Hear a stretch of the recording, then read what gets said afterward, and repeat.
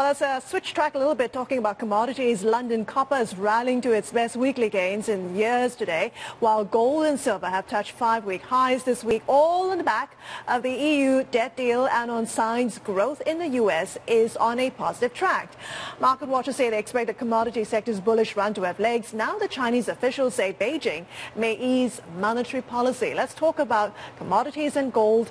Jay Taylor, President and CEO, Taylor Hard Money Advisors, joins us live here at the Singapore Exchange. Jay, good to have you with us. I know you can specifically talk a lot more about gold, but I want to ask you about the general trend we're seeing in the commodities market right now first. We're seeing a little bit of rally going on, and optimism that something is being done to fix the global economy. We have China easing as well. Does that make a good case for this run to continue, you think? Well, I think in the short run, that's true. I think, we hear a lot of talk about the risk trade being back on, and I think as long as there's confidence in the market, then people will start to buy the commodities. The equity prices are going up and so forth and so on. But I take a longer-term view of the situation, the global economic situation. I think we have a debt crisis that is massive.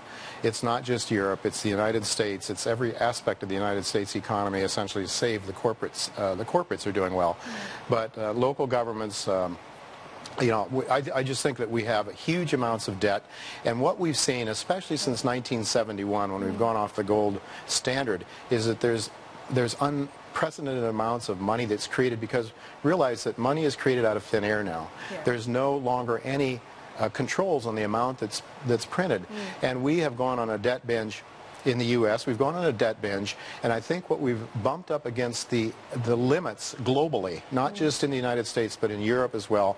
And the only bright spot really is in Asia, where there is real growth, where people are working hard, where they're saving their money, they're building capital. The rest of the world, the West is really in decline because we've gone on a binge, and we've really basically taken it as far as it can go. So I think we're in a massive deleveraging situation, and longer term that is not very bullish for commodities, I think, in spite of what's going on in Asia. Patrick is itching to get in, I can tell. Signaling from the side that he wants to make a comment. One noticeable exception in the commodity space this week, and that's steel and iron ore, which have continued to head south. So we've had this risk rally, copper bouncing strongly, gold bouncing up.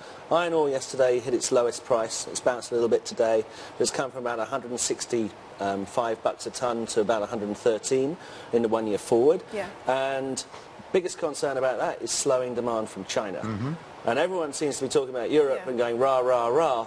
And everyone, meanwhile, and then expecting China to, fill up the begging bowl, when actually China is probably going to have quite some severe problems of its own going down the line. So there are question marks there. Yeah, well, I couldn't agree with you more, Patrick. In fact, as I was coming into the studio here, I noticed the ticker showing that the iron ore, it had reached one of its worst weeks ever in history.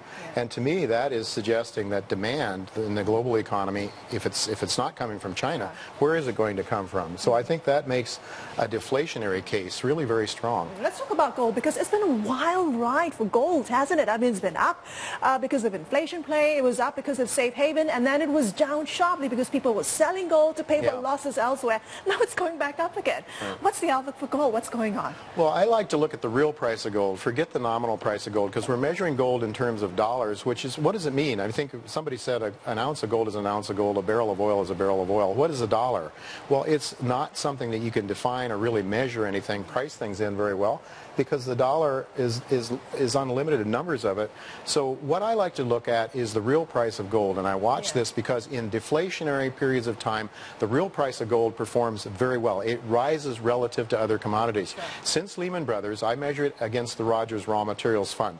In July of 2008, an ounce of gold would have purchased only 17% of the Rogers Raw Materials Fund. After Lehman Brothers, in March of 2009, it would have purchased 44%. It's currently at 45%.